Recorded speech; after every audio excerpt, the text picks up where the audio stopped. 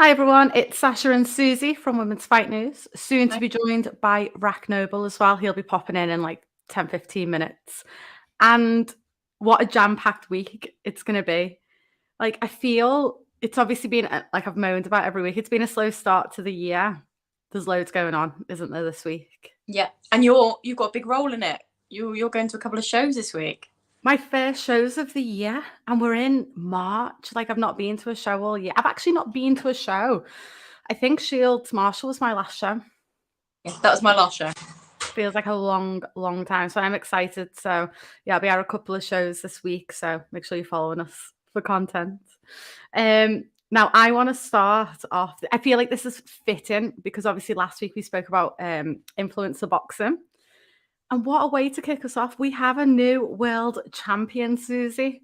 Can you believe it? We have a new female world champion.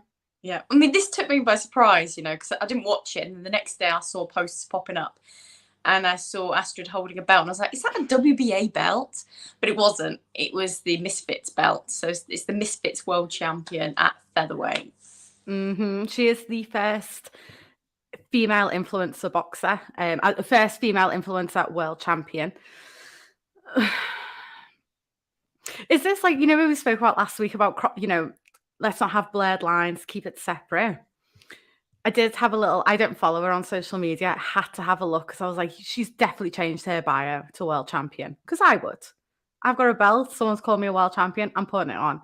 And I was dying to see, but she has put influencer world champion or something along them lines. So she has put that very important word in there. Thank goodness. Good, yeah. Because that's the thing, it is blurred lines. When I looked at it and thought it was a WBA belt, like genuinely for a second, I was like, why is there a WBA belt there?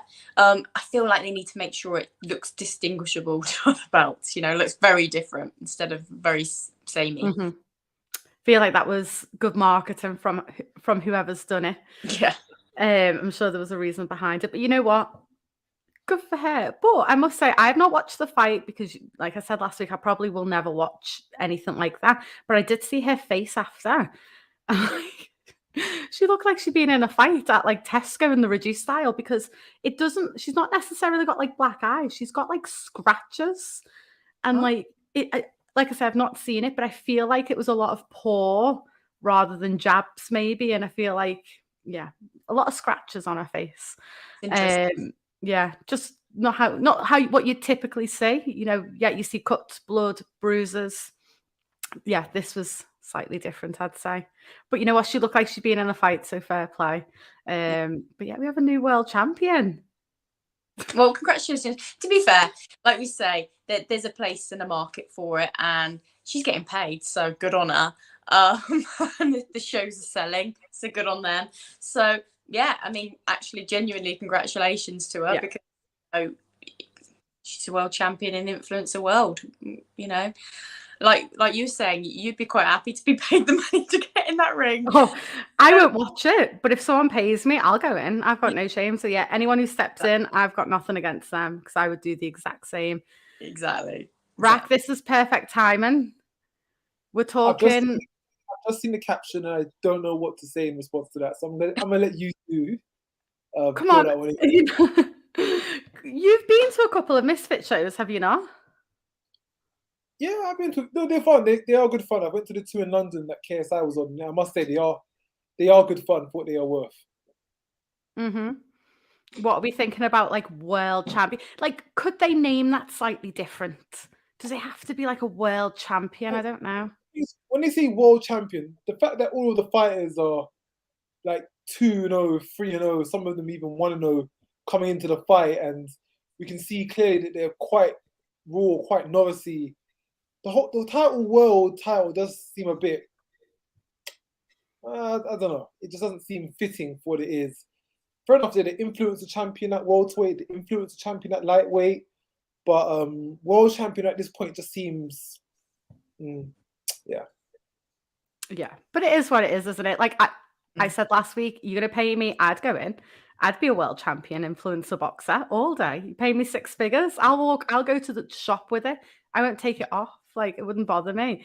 But Yeah, I just feel like make up a name, like just make up a random name and Yeah. have that as a belt. Like create, because it's a separate product and they are trying to sell it as a separate product. So be separate then, have something different.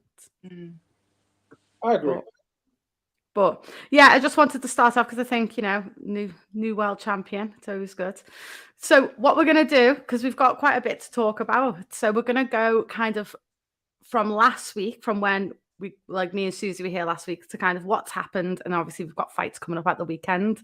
Something that kicked off the week quite nicely for me.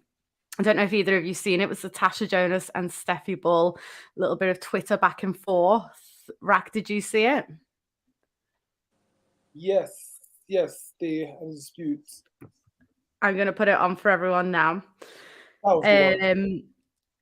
So obviously it started by Tasha Jonas asking, quite a valid question, all fairness. It was a serious question to boxing fans. Would you pay a small OnlyFans subscription or something similar to get access to in-camp footage, sparring, track work, strength and conditioning? I think she went on to say nothing seedy. But I love a bit of Twitter banter, so I'm not going to lie. Stefy Bull's reply was pretty funny. I'm going to have to give him that one. With OnlyFans, obviously we spoke about last week, Michaela Mayer is someone who's joined OnlyFans. Do we think this is going to be an avenue that more of the boxers are going down? Yeah. Unfortunately, it is going to be an avenue a lot of the boxers are going down. Because already I know Ebony Bridges used it, Lisa Estrada used it, now Michaela Mayer using it, William Ogbuna used it, and I'm sure there's probably a few other fighters around that are using it too. And once the doorway's been pushed through, fighters will start to do it. Others are going to continue to join up, especially if they can see that it's quite lucrative or they can get income from it of a source. But I don't know if it's going to work for all of the boxers because we have TikTok, Instagram, Twitter, Facebook, whatever other social media are out there, and people aren't just going to be so forward to pay for it. We're used to seeing video footage for free. It's going to take a bit of time for the average person saying, yeah, I'm going to subscribe to them on OnlyFans and depart money for it. What do you think, Suzy? Yeah, I agree with that because I think if it's about the actual boxing content that could be free, it has to be some amazing content or your favourite fighter. Like, for instance, you would sign up for Michaela Mayer because you love her house. There has to be a reason for wanting to sign for it. But the bigger they become stars, obviously, I think more people will sign up for it. I mean, imagine Katie Taylor does it. We don't hear anything about her life or her camp. I think people would sign up for that, Yeah, I would. You don't see Katie Taylor until fight week. I'd love to see what she does the other 40 weeks of the year. I think it'd be fascinating. Yeah. But with that one, it then goes with the individual. Of course, Katie Taylor's at that star level. So you will pay to see a star. You will pay to get much into their insight. But I think it's for the other fighters that come below Katie Taylor who aren't at that profile, who people aren't necessarily too fussed about them in the first place. I think it's going to be really hard for them to start trying to enforce the OnlyFans or subscription where people are still getting to know them. And at the same time, for every fighter that makes an OnlyFans, there's about 50 others without an OnlyFans that are posting free content on YouTube, Instagram, Twitter every other day. And it's a tough one to break into at this point, and I feel it's only for the stars of the sport. But as time goes on, we could see a shift in that and more go down that pathway. Yeah, it's a funny one, isn't it? Someone on Twitter, I think it was Sam Jones actually, who put, it's kind of like a pay-per-view camp is what she was on about. And I was like, I suppose it is. They say maybe for your favorite fighter, you would do it. But it is that thing of, like Rax just said, you're already going to have to be at quite a high level to make money. I can't go on OnlyFans and say, come and follow me on my drive to work and people are going to sign up because obviously not going to. You have to already have that certain amount of kind of stardom in a way. But they're obviously got OnlyFans on the t-shirts and stuff like that. So are they getting paid for this? Is this like, how is it? Like, that's what I want to know. How does it work? Is it a case of like Tasha Jonas has woke up one day and thought, I'm going to have a bit of extra money, I might sign up. But then some others, like Michaela Mayer, had like a full promo video out. And she's got a bit of merch with it, which I think Ebony Bridges is the same. She's got like merch. So it makes me feel like Are some of them more endorsed to do it? They are being sponsored by OnlyFans, so they are being paid by OnlyFans. Yeah. Which makes sense. So then if OnlyFans are coming to them all day, you're going to do it. I don't know how high the subscription will be for purely boxing stuff, because that target audience is teeny tiny. Really, when you look in the broad scheme of why everyone else is on OnlyFans, it's quite a niche market that they're trying to cut into, aren't they? Do you know, now you mentioned on that perspective, I just thinking of it, the longevity for OnlyFans, I just don't know how sustainable it is. And I had a bit of a case study the other day with Ebony Bridges. The other day, there was a post about Ebony Bridges, and I just realized, hold up, this is the first time in like months that I'm seeing Ebony Bridges on the timeline. Why is that? And I realized, oh yeah, she's on OnlyFans. So way before, Ebony would pop on my timeline once a day at least, a couple times a week. I'm constantly seeing what she's doing. I'm constantly aware of what she's up to. Whereas now, I'm guessing she's not going to be using social media as much because she's saving it for her OnlyFans content. The average person isn't going to be kept up to date with what you're doing, and they're not going to see your journey and your progress, and they're not going to either grow to like or love you. It's kind of only exclusively to the people that already signed up. So I don't know what Ebony Bridges does anymore, which is strange because I used to always know what she does just from people liking her stuff and her posting stuff. Same with Michaela Mayer. I think that's also going to have with Michaela Mayer. Only the exclusive hardcore subscribers who've paid to see her will see her. But outside that, everyone else is kind of going to lose track of what she's doing. I don't with Ebony, just the last few weeks, I know that because obviously she's out at the moment because of her injury with that, you know, recovery with the hand, the surgery. So she's actually had some time out, as in time to herself. So I don't think this is going to be a usual thing for Ebony where she's staying away and just being exclusively on OnlyFans. I think you'll find that she'll come back into the social media. She won't want to leave that, you know, the Twitter fans and the Instagram fans without anything. You know, there could be obviously certain bits which she doesn't show, obviously on social media. Obviously, she has to have exclusive for OnlyFans. But the reason she's been quiet lately is just she's had some time out. Okay. Yeah, and I think it's like that fine line, isn't it? Because they will now have to limit what they put on social media or the type of content they put on social media, because obviously you've got to differentiate what is free and what is paid for. But then they're still going to have to promote their OnlyFans on social media and still promote themselves to the general public as well. So it's probably quite tough. And I imagine that isn't something you can just do on your own successfully. I think you'd need a team around you or advisors on how to do that correctly. Because if you do purely OnlyFans, like Rax just said, you are losing a core audience that probably won't sign up. So it's probably a bit of a fine line, really. Yeah, you don't want to just suddenly abandon that market, because then that's the market they're going to get to know you to subscribe, aren't they? Yeah. And you've got to remember, especially for female boxers, a big audience of theirs are children.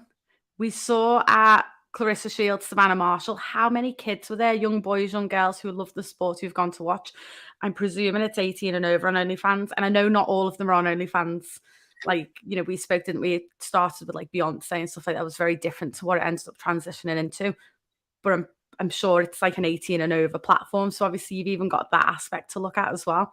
Because these fighters are role models for kids as well. So it's a tough one, isn't it? I can see why they're doing it, especially for the likes of Ebony, Michaela Mayer, whoever else who was getting sponsored by OnlyFans to do it then all day. But yeah, I think if someone's just deciding to join and how much money they're going to make, I'm not overly convinced. But if we just quickly go back to it, obviously Stefy Bull's having a little bit of a dig at the $400K offer that Tasha Jonas has turned down to fight Terry Harper. Now, I don't see this getting mentioned a lot. Is Tasha ducking Terry? Because I know a lot's gone on politically and all of that, but $400K, that's her highest payday for the opportunity to become undisputed. Would you just not let bygones be bygones and go, I'm going to take that fight? What do you think, Suzy? Yeah, I mean, I think she's holding out for obviously for Clarissa Shields or a fight like that, because she thinks she's going to get. I think she only wants 1 or 2 fights, maybe even 1 fight left. And you know, I'm going to agree with you on this time. I think she's going to retire. But one of the many. She wants a big payday, so she's holding out for someone like Clarissa Shields. If she doesn't get that, then I think she might go back with an offer for Terry if Terry's available, you know, because at the end of the day, that, like you say, is a payday. She's not going to just ignore that, walk away and retire from the sport. She wants at least one more payday. For me, this is a rare opportunity where she's got a payday and an opportunity to fight for legacy. That doesn't always come in the same fight, especially for female fighters. And for me, she's had both there and said no to it, which I'm shocked about personally. What do you think, Rak? Of course, on the surface, it looks like Jonas is ducking Terry Harper, but I feel there's a lot more beneath the surface that we don't know, that we're not aware of, that we don't see to be able to make that judgment. I'm sure both fighters would love to get in the ring with each other, but I do think there's certain stuff that's behind the scenes that we don't know about, which maybe due to ego, due to pride, unfortunately won't get looked past, so the fight's not going to happen. Which is a shame because an all-British, undisputed clash, a rematch, there's so many angles, there's so many ways to spin it from. The Zone, Boxer, both two platforms that have been massive in promoting female boxing. Two fighters that have been like key figureheads throughout this period of time. And it's a shame that it's very unlikely that it's going to happen. Very, very unlikely it's going to happen. So I think for most people, yeah, they put their scoreboards aside and let bygones be bygones and just get it on and make that money. But in this case, well, things in boxing never say never. There's been more crazier fights or things that have happened down the line. So maybe if Jonas doesn't get the Clarissa Shields fight, Harper has the fight maybe with Brackett, which has been rumoured, and Jonas is left with nothing at the end of the year, then yeah, why not? Got nothing else to do. Let's go for it. Well, the fight with Brackhouse is signed for, isn't it? It was meant to be April 29th, but I don't know. I've not heard anything about that actual show. I do know the actual fight is signed for, along with, obviously, they were waiting for Dalton Smith to come through his fight, which he did. And then it was all scheduled and tickets out for April 29th. I think I've got a bit of a hypothesis about that. I think they're waiting for the Fury Usyk fight to be confirmed or not confirmed or announced for the 29th. Because ideally, I don't want to clash with a Tyson Fury fight in the UK. So, of course, there's still rumours whether the fight's going to happen on the 29th or not with BT Sports. If it doesn't happen, then I would imagine they will go through with that 29th of April date since there's not going to be a super fight to compete with. So I think that Fury situation is holding a lot of things up. Yeah, but hopefully, yeah, that gets resolved because obviously April 29th isn't too long away. I know Terry Harper's in camp, presume Cecilia Brackhouse is in camp. But it's just hard, isn't it, ticket-wise and stuff like that. Yeah. But I think Matchroom at times are quite guilty of announcing shows later and later and later. And in this time, you know, like financial crisis and all of that, I think it needs to be earlier than later. But obviously, you've got that much competition with different promoters. No one wants to go against Tyson Fury and Alexander Usyk, probably the biggest fight, isn't it? So, you know, you understand why they're doing it. Another point, which I think is worth looking at as well, Chantelle Cameron and Katie Taylor might be something to happen. They're talking of Katie Taylor maybe having another fight. Could we see Brackhouse, Harper maybe land on the same day? Because that's going to be right. They could push that all together because Matchroom already got the 20th booked out. We could see it maybe land on then. Only thing that would be detrimental is that Terry Harper ideally wanted to fight in Sheffield or close to her hometown so she can draw her fans and sell tickets. But if they've got the 20th of May already booked and they're talking about Cameron Taylor, we could see Brackhouse Harper land on that date same time too. I'd be shocked only because Terry's such a big ticket seller that, you know, when you've got her within that area, you know, you're guaranteed like 1,000 tickets sold straight away.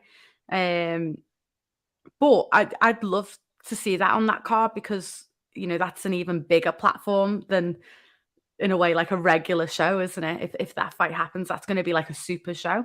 And that could be similar where you could see it co-headline or maybe just one under, similar to where we had Alycia Baumgardner and Michaela Mayer as co-headline. You're kind of spoilt in that sense. So there's definitely positives and negatives to that. If we move on to Chantelle Cameron, so obviously this all come about with Katie. I don't think I put it on, but Katie Taylor initially called out Chantelle Cameron in like the most polite way, like in the most Katie Taylor way Katie Taylor could call someone out. and I loved it. I've never, correct me if I'm wrong, but I even think Chantelle Cameron said this today. Katie Taylor doesn't call people out. She just goes about her business. So she wants this fight, doesn't she, Suzy? Yeah. Yeah, I'm so excited for it because how long have we been wanting to see this fight? Like, it's just been years in the making. So I was so excited. But it just confirmed what we've always felt, that it's Katie Taylor loves the fight, doesn't she? She's a fighter. She wants to fight the best. She'll fight anyone. And this just proves it. It's all politics and behind the scenes stuff that's stopping fights like this happening. Yeah. And will the fight be at 147? I'm presuming... I don't know if we're on about Katie Taylor, Chantelle Cameron, no. But what weight is that fight going to happen at, Rak? I think it will happen at 140 because Katie Taylor's already said it. not because of that. Because if she is to come up short and she is to lose, she can still go into the Serrano fight for the undisputed lightweight championship. She has her titles. She loses, nothing. Yeah, nothing changes. Obviously, she's defeated, but she can still challenge. But she can still defend her undisputed lightweight title against Serrano, which will be the Croke Park fight, which they're hoping to get for September. So I think they'll do that. 140, keep it safe. Yeah, I mean, obviously, I've said all along it's going to be at 140. I thought that was obvious because there's just no way Katie was going to fight that at 135 because, like you say, Katie's got too much to lose at 135. But then you think poor Chantelle Cameron because, like, you know, Jessica went down to her. Now all them belts have gone out. Not all of them, but obviously Jessica's had to vacate one or two. And then Katie's going to come up to her. So even though Chantelle's finally getting these opportunities, she's always in a way like playing second fiddle, isn't she? In the sense of it's always her getting the short straw. Like if she loses her belts. Jessica McCaskill lost, went back to some of her belts. If Katie Taylor loses, she goes back to her belts. If Chantelle loses, she's got nothing. Like such high risk for her, isn't it? But when you're against Katie Taylor, you just got to do as you're told, haven't you? Because it's the opportunity to dance with Katie, so it doesn't come up for many.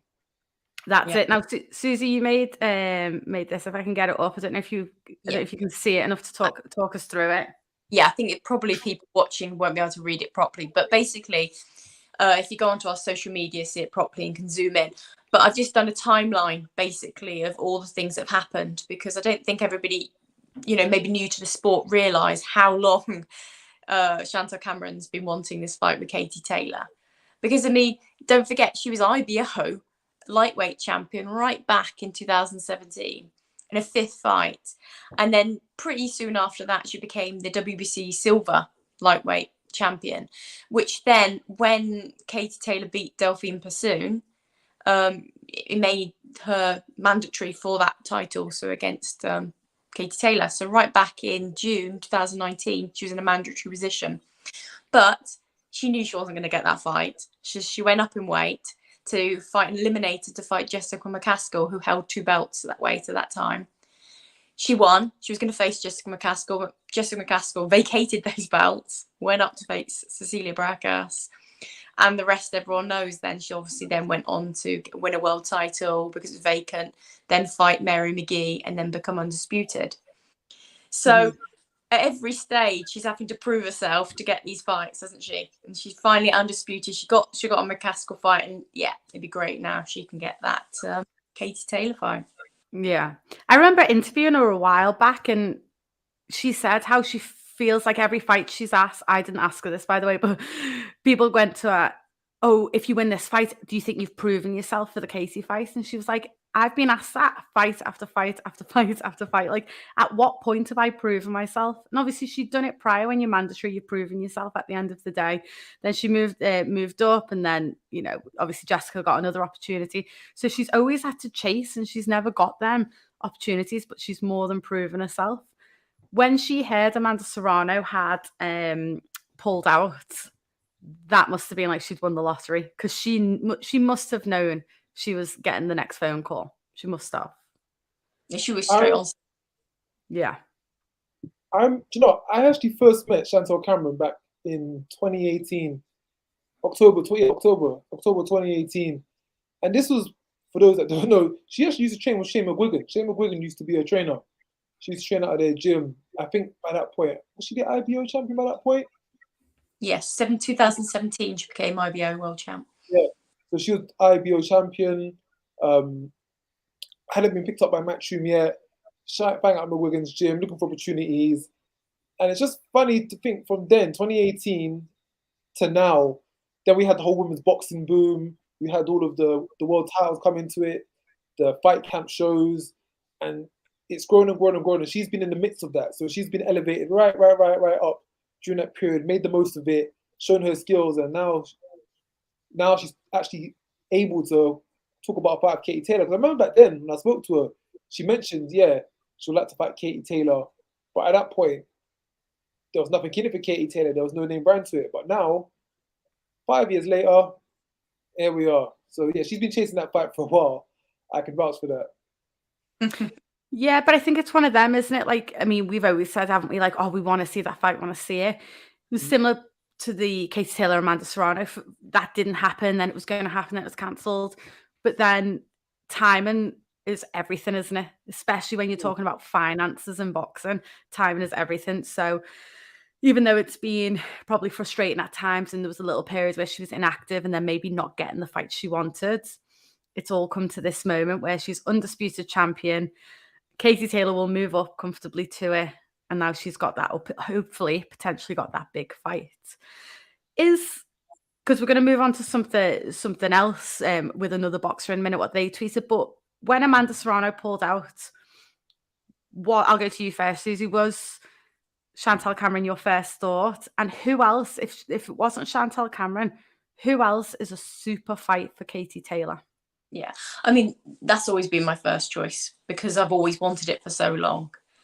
But obviously, any fight that she's in is a pretty big fight. But probably Alycia Baumgardner, I'd have thought, would have been one of the next in line. But obviously, I'd like Maya to fight her. But then Maya's got a fight coming up herself. Yeah. So yeah, probably in that order, to be honest. I still would quite like to see. It's not a super fight, I don't think, at this point, but I'd still like to see an Estelle Mosley match up. Actually, I mean, before I used to think no, but it annoys me that Estelle sat there with that belt, not challenging any big fights. So I'd like to chuck her in the mix there.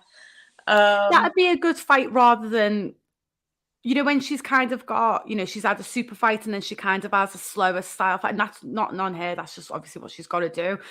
I wouldn't mind that compared to some of her other opponents. Yeah. But it's not the big one, like you say. Yeah. I thought the Estelle Mosley fight would have probably been perfect for May the 20th. You're having a fight back in Ireland, back in Dublin. It's a homecoming. You don't want to, I'm not going to say easy fight, but you want a fight which you know you can take control over an opponent that is partly credible. And I think Estelle would have been perfect. I didn't think before the fight with Serrano, before the biggest blockbuster fight you could have ever had, she would have taken Chantelle Cameron. I would have always thought that was a risky one to take. Maybe you take Chantelle Cameron after the Serrano fight, after you've had the biggest payday of your life. But taking it now is quite surprising. But yeah, Estelle Mosley Yoka, that's definitely a good fight. Definitely a fight that makes sense. An Olympian, IBO champion. But if we're talking about fighters that are in the mix right now, then I think Alycia Baumgardner is probably the favourite for a lot of people at this point of time. Of course, she's now undisputed. She's been doing the whole media, social media thing correctly. She's been putting herself out there. She's been busy. She's been active. She's been winning her fights in emphatic style. She's been knocking girls over, knocking girls out. So if it's not Chantelle Cameron for a hard fight, then Alycia Baumgardner, I feel, is just as credible to say as Chantelle Cameron. Just as credible. Yeah. I mean, when the obviously when the Amanda Serrano fight was supposed to happen, they were already planning for Chantelle Cameron to have the Croke Park fight, which obviously I thought was bizarre. Not because I don't want to see the fight, but I don't understand how you're looking past that fight with Amanda Serrano, because I know the belts and stuff and the weights are different, but then I'm sure she'd want that rematch, and it's just all complicated, isn't it? When you've got two super fights lined up one after the other, I don't believe it'll ever go that smoothly.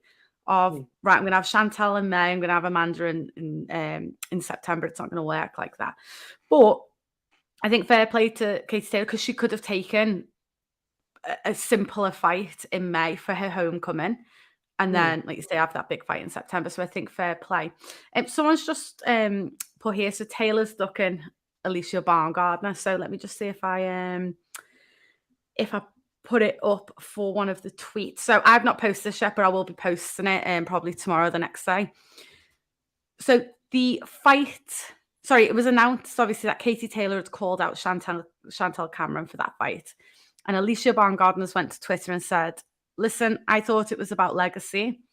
Word on the street is Katie wants the easiest path to 2-weight undisputed she can get. She wants out before she gets knocked out. We've seen what punches do to her. She knows what it is.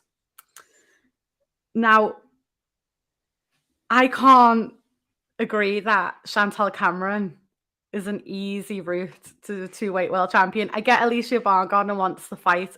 I always say I'm not that bothered about it. I'd like to see it eventually when the time's right. And this is what I said before. Like, I wanted to see the Chantelle Cameron Katie Taylor fight years ago, but the time is now right. And there'll be a right time for Alycia Baumgardner and Katie Taylor when it makes more money, makes more sense. But there's just no way you can claim that this is a duck. Come on. No. The thing is, there's not an easy option. Chantelle Cameron or Alycia Baumgardner. Neither one. One's below you in weight, one's above you in weight. None's an easy touch. So to say you're avoiding the other one because of the other one, I can't agree. Of course, Alicia's going to try and sell it as much as she can. She's going to try and divert it over to herself, because who doesn't want the Katie Taylor big fight? But no, you can't take anything from Katie Taylor in this situation. There is no easy option. So she had to choose one. I mean, in an ideal world, I mean, I don't know how many massive fights Katie has left in her, but obviously she could have the Chantelle fight. I still would love to see the Amanda Serrano rematch. And then, of course, I think then, you know, I'd love to see Alycia Baumgardner in another super fight. And then the time might be right for it to be even bigger and better.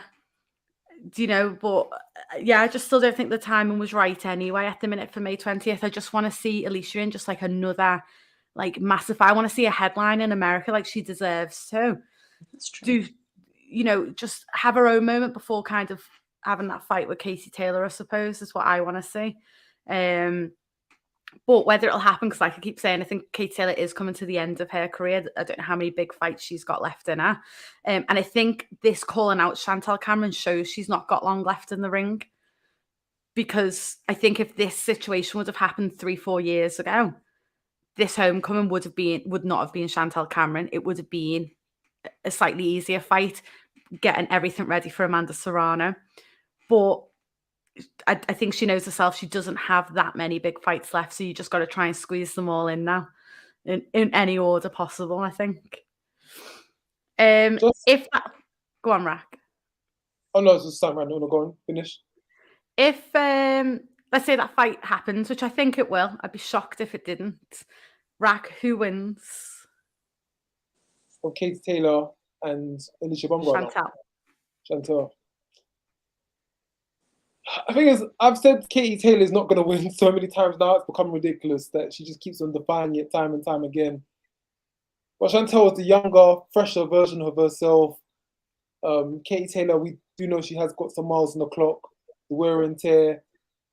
It's the old master versus the young pupil rhetoric, which we see so often in boxing.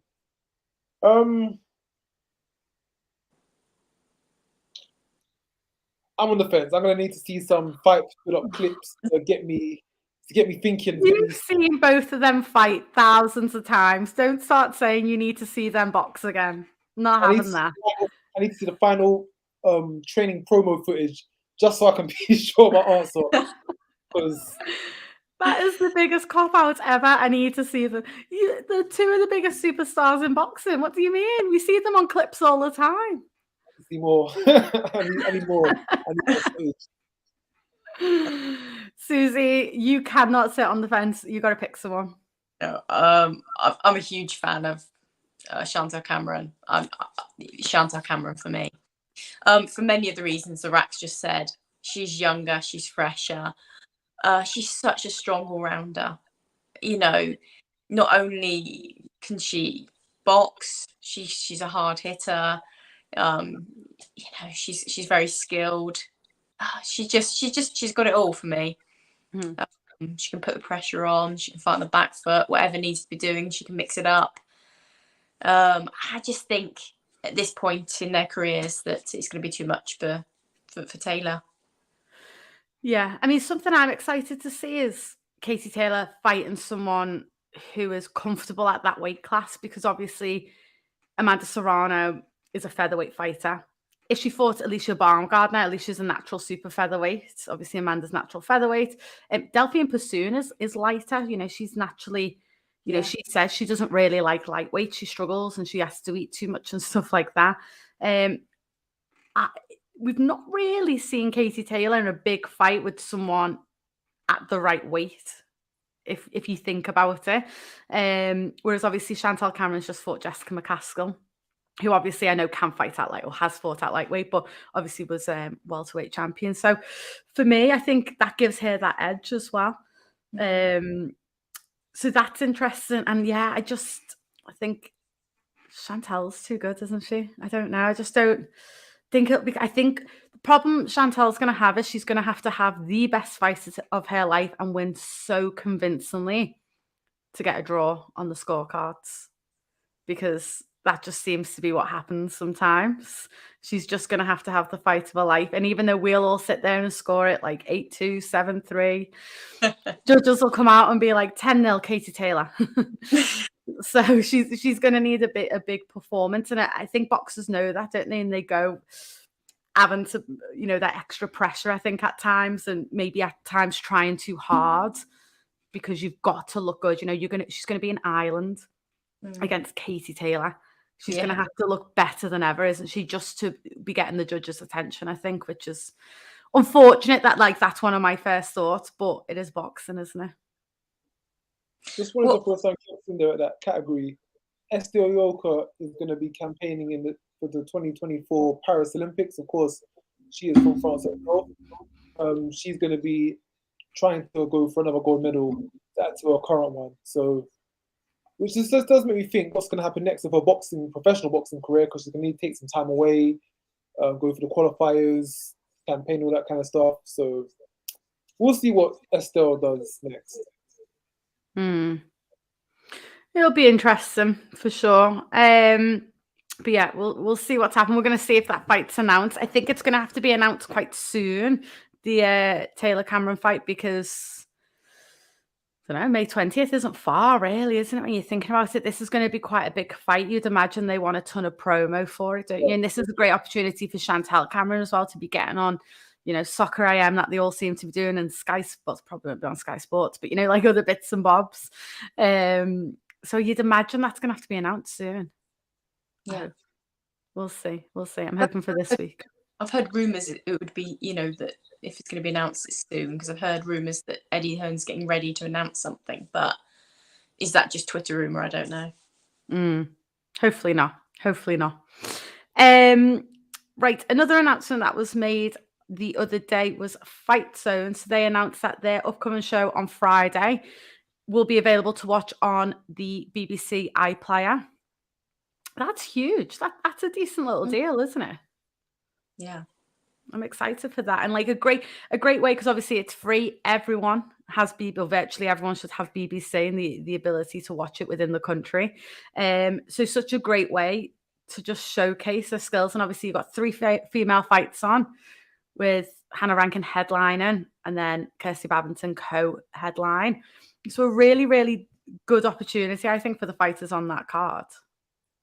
Yeah, big opportunity. And I think it's great. The more that we can get them out there, get the female show mainstream, then yeah, all the better for the sport, isn't it? And for it being Hannah, we know how much actually Hannah sells, doesn't she? She's got a lot of big fan base. And actually, because it's where it is in the country as well. It's Wolverhampton, is that right? Yeah. You know, Kirstie Bavvington's. She's Wolverhampton. Is she from around there? She's from. from around there. So she's going to have a big fan base from around there. So yeah, it should be a really, really good night. And obviously Katie Healy's from around that part as well. Yeah. So it is great. And obviously I know Unified Promotions have done something similar where they were able to get their shows or the last couple of shows streamed on TV. And I think it makes such a difference because it's so much more accessible for everyone.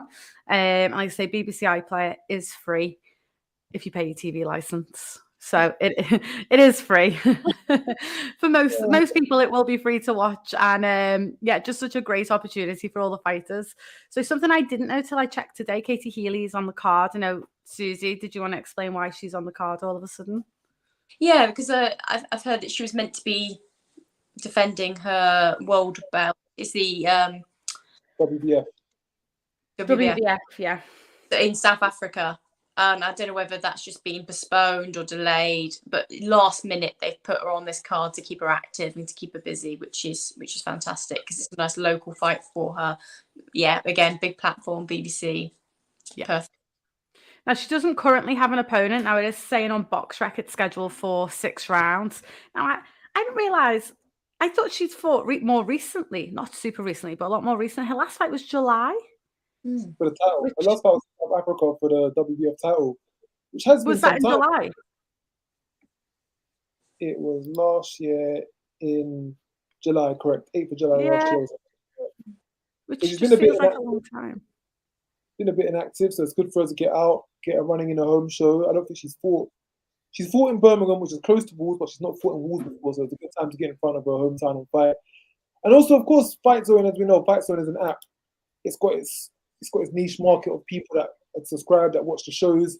So getting on the BBC, which has probably one of the biggest subscription bases in the UK, is great and massive exposure. And you've got 2 fighters that are fighting at pretty much world level. Hannah Rankin, former world champion, Kirstie Bavvington, fighting a former world title challenger. So they're fighting got 2 fights which are at that level. Of course, Katie Healy as well with the WBF world title. She's floating around there too. So it's good exposure. It's good exposure for the product. It's good exposure for them to be getting onto the mainstream channels, people seeing them, people eyeing them up, deciding, oh, I want to give this a watch. What's this boxing? We don't get this often. And that's how fans form. That's how people come over to the boxing world. So yeah, it's a great opportunity for FightZone. It's a very good one that they've managed to maneuver. So hopefully we get to see more of that kind of stuff, especially for the women boxers. Yeah, definitely. I know a couple like was a man boxing who have got it on Channel 5 as well. And you know, the more it is accessible it is, because obviously, like you say, FightZone have an app, but only boxing fans are gonna download the app and pay for the app. So this is really great. Jack knows everything, just knows the ins and outs, doesn't he? Thinks, well, if Jack thinks it, I believe it, that Katie Healy's had a knee op, which would make sense because July's just an awful long time for it to be out, and you would presume it would be an injury, so that definitely makes sense. But yeah, I believe she's coming back with a 6th round, which if she has had a knee op, never nice to come back from, so that'll be good. What was nice is we've seen her training with Rachel Ball. I've seen some pictures. Mm-hmm. It's been lovely to see Rachel Ball sort of out there on social media, you know, seeing a picture out there. And, you know, I'd love to see her make a comeback, whether she does, because she's obviously happily married with a baby now. So we'll see. She's busy. But yeah, that was great to see. And yeah, miss Rachel Ball. She was just such a lovely person, wasn't she? And, you know, shocked the boxing world, beating Shannon Courtney, and then went on to do pretty good things, to be fair, in very short space of time as well, Rachel. So yeah, I'd love to see her. She might make a comeback, you never know. Short change though, she should have been world champ. Yeah, very frustrating, wasn't it, that whole situation? But yeah, if I was her, I'd still just call myself a world champion. She should have been, shouldn't she, at the end of the day? So but yes, that's Katie Healy. And then, like Rax just mentioned, Kirstie Bavvington is going to be fighting also co-main. Now, so Bavo has vacated her last title, which was the EBU, was it? Vacated it? I believe so. Am I speaking out of terms? Was I not on to say that? Rack, is she vacated? I'm not entirely sure. Maybe that was a secret. So we're going to pretend that that might be a secret. I don't know. That might not even be true. Who knows? Sasha quickly going back afterwards. Let me just delete that bit. I don't know. She may not have vacated, who knows? But Kirstie Bavvington is fighting for a different title anyway. And I don't know. The person who told me that could be lying, so it's not actually on me. I don't know. I'm not gonna name that person in case they are not lying. But she is fighting for the WBA Intercontinental title for this. I've lost what I was going to say now, because now I think I've just spoilt all these fights in the pipeline. But yeah, because she was obviously meant to be fighting Dee Allen, wasn't she, for the EBU? That she was mandatory for, so. She wasn't actually. It was put forward by the EBU boards, but the fight was never confirmed from Kirstie's camp. From what Kirstie's camp hasn't vacated yet, she may do. So yeah, I was actually going to touch on that. So the whole situation in championship is, of course, Kirstie, as far as I'm aware, she holds it.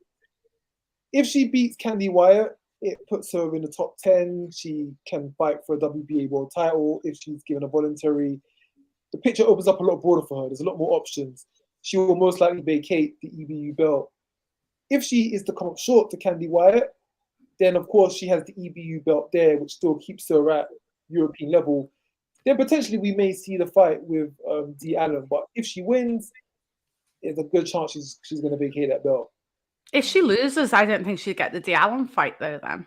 Well, because she will still be the European champion. No, but I don't think they want the fight. Oh, they'll take it. I think they'll still take it. If Kirstie loses, she's still a fighter who's fought at the world level, the fringe world level. She still had a ranking. And for right now, as Dee isn't with a promoter or hasn't got backing, it would be, well, it's the only fight that's been lined up for her by the EBU. So yeah, it would make no sense. Unless there was to get an offer out of nowhere. But right now, I don't think Dee has any offers on the table. That would probably be the most viable for her, even if she does lose. Interesting. I just think that would end up being a little bit of a high risk fight for, I suppose you'd still have the belt, but I don't know. I just have that feeling. I feel like I don't think they're going to fight, to be fair, anyway. I don't think that if they don't fight, then of course Kirstie will vacate the EBU, and Dee will be able to fight against, well, either a voluntary or if they can pick somebody else out of the hat. Then the belt, or the title shot will still lie with Dee, whether it's Kirstie or not. But yeah, we'll see. Maybe if Kirstie was to lose, they may decide, you know what, we don't want EBU title. We're going to go elsewhere. We're not going to fight Dee and do something else. That could potentially happen as well. But I don't think Dee's going to let go of that grip on getting that EBU belt.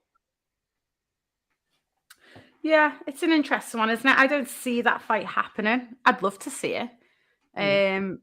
I don't see it happening, but yeah. But with Kirstie, so her record is 7 wins, 2 draws, 2 losses.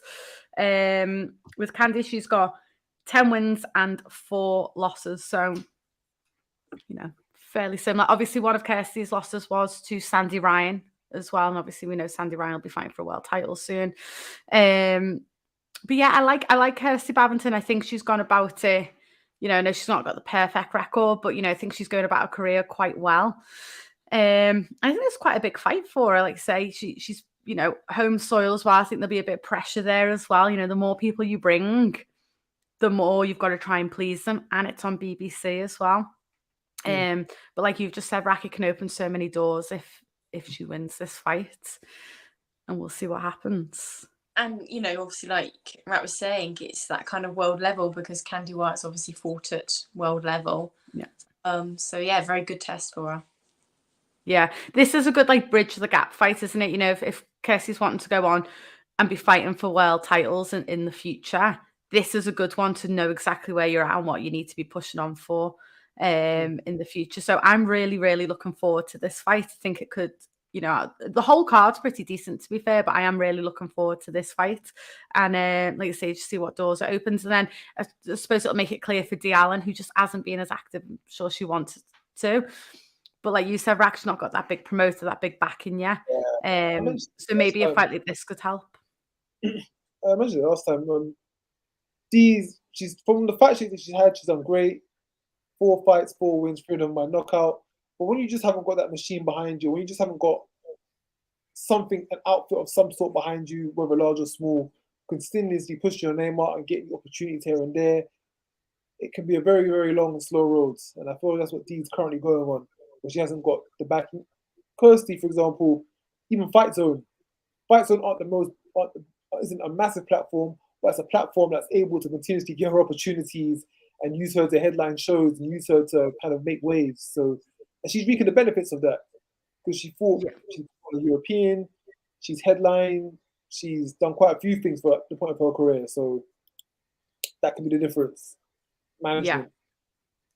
Yeah, definitely. I mean, don't get me wrong, Dee Allen's team are trying because obviously I think it was Dee herself, tried to get the Terry Harper fight. I think they mentioned Jessica McCaskill. So, they're out there trying, but, sometimes you've got to be patient, haven't you, in this game? Another good point that Jack just made, which I forgot about, with Kirstie Bavvington, obviously she's been at Rick Ramos's gym. Yeah. So not bad sparring, is it? You're over in, where are they based? Chicago. Chicago, yeah. I was actually just going to mention that. Better check my mind. So yeah, I remember when a couple of weeks ago, Rick Ramos, he put out a post saying, "Is anyone looking for sparring? Anyone looking for sparring?" Now this is the difference between the two camps. Kirstie's camp message saying, "Yeah, I think they inboxed or whatever, but they got in contact saying, yeah, we'll take the opportunity. We'll love to come over and spar." Dee's camp approached as in, "Hey, we're up for a fight." Now, those two different approaches, one worked, one didn't work. Saying, "I'll be your friend, I'll be an ally, let's work together, let's be a part of a team." She's got the good experience of going out there for a week and sparring with the undisputed champion. She's now going to come back, she's going to be a much richer, much better fighter. Whereas going for the approach where we're going to aim for you as a target, that probably wasn't the best because people have egos, it could rub someone the wrong way, and ultimately you don't leave with anything. At this point, I think it would have been a good idea for maybe Dee to go up and spar with Terry. At this point, Terry's probably not going to fight you, but she will spar with you. She can use you as a sparring partner. You can learn from her. You can become very well acquainted with each other. If lucky, you might even get to fight one of her undercards. But I think sometimes as well, just the approach and the way you go about it, that could really be helpful as well. And Kirstie's team, they went about it the right way. Jessica McCaskill ain't going to want to fight her because Kirstie isn't going to bring anything to the table, but she can be a good sparring partner and she can use that experience to go off and fight some BBC a week later. Yeah, that's a good point, isn't it? And like you mentioned, if Dee Allen went up and sparred with Terry Harper, you saw when Raven Chapman sparred with Terry Harper for all of them camps, and then obviously she ends up Stefy Bull's a manager, and now she's like the queen of Queensbury and doing well. So it is, and it's a business, isn't it? It's the people that in boxing. If you're just in your own little team, as secure as that is, and as loyal as you want to be, sometimes if it's not working and you're knocking on the doors and nothing's coming, I suppose you have to switch it up a little bit, I suppose. I would say just one last thing. That was a big move, confidence-wise, by Kirstie Bavvington to be like, yeah, I'm gonna go over to Chicago. I'm gonna stay with people that I've not met before, just seen them online and train with them, spar with them, get to know them. That's a great opportunity that she took with both hands and shows a lot of courage because a lot of fighters that you just mentioned don't like to step out of their comfort zone, don't like to step out of their bubble, but picking up your bags and flying off to America, go train and spar with another camp for a week because that's going to be beneficial to your career. Those are the excellent kind of steps that fighters should be taking to be bringing themselves on. When else is Kirstie going to get an opportunity to spar and live with an undisputed champion at her weight class? Like, that opportunity does not come by often, and she grabbed it with both hands. And I'm looking forward to Friday for her to show what she learned from it. Yeah, it's such a good point, isn't it? And I'm sure a financial commitment for her as well, because she doesn't have massive sponsors and endorsements and stuff. I'm sure, she's had to dig in her own pocket as well a little bit to get out there. But like you say, these are the sacrifices and commitments you have to make that you to get to that next level. It's just an investment, isn't it, for the future for her? And yeah, like you say, I completely forgot about that, even though they were posting quite a bit on social media. So it'll be exciting to see kind of what she brings to the ring on the weekend for sure. And the headliner of that show, Hannah Rankin. I'm looking forward to seeing Hannah Rankin back. What do you think, Suzy? Yeah, and I can't wait to see Hannah Rankin back. Definitely, and I think it's quite a nice little fight for her to come back to. It's not, it's a fight she should win, quite Mhm. easily. But you know, it's great because that's what she wants, isn't it? It's a confidence sort of booster after losing to Terry to get back into it, to come up against someone like Logan, who's been around, you know, recently. I think she went up against Grula recently, didn't she? Yeah, so that was her last fight. She's coming off 2 consecutive losses, is Logan. So I don't know where her confidence levels is at, but she's been in with some great fighters as well. But yeah, you got Hannah's record at 12 and 6 losses. But again, when you're looking at Hannah's losses, we say all the time, she's lost to like, you're talking, the majority of her losses are the best of the best. So a record doesn't really reflect her ability and skill, I would say. And then you've got Logan, who is, can't really read my writing, but I think she's got 9 wins, 2 losses and 1 draw. Yeah, and like I say, she's got 2 consecutive losses her last fight. So probably not rolling high on confidence. But this is a good comeback fight for Hannah Rankin.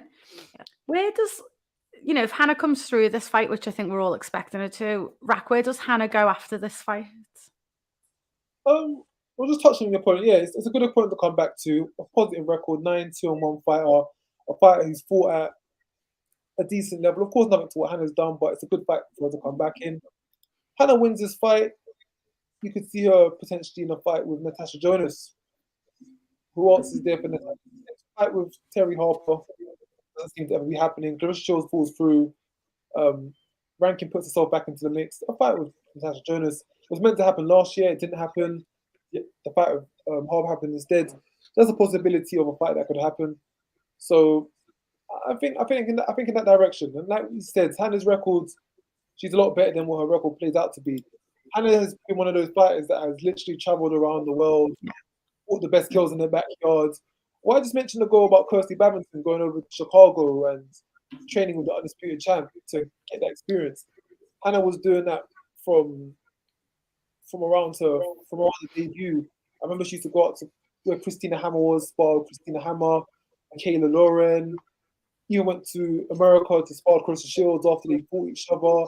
Ellen Cederos. Yeah, she's been sparring with all those girls, taking those opportunities up. So she's battle tested and ready. And I still feel she has more to offer. She's shown that she's at world level. She shows that she can hang in that bracket. She can beat some of these girls on their day. But I think the Natasha Jonas fight, I think that probably makes the most sense of fights that can still happen. I like that fight. I hadn't thought about that really, because I was trying to think, like, where does Hannah go next? Like, she's not going to have tons of opportunities at world level anymore. Just because obviously the belts are like tied up, aren't they, with the weights that she can go into. You know, I wouldn't expect to see the rematch with Terry Harper because it wouldn't really make sense for anyone. But yeah, the Tasha Jonas fight does make sense because, you know, big domestic clash.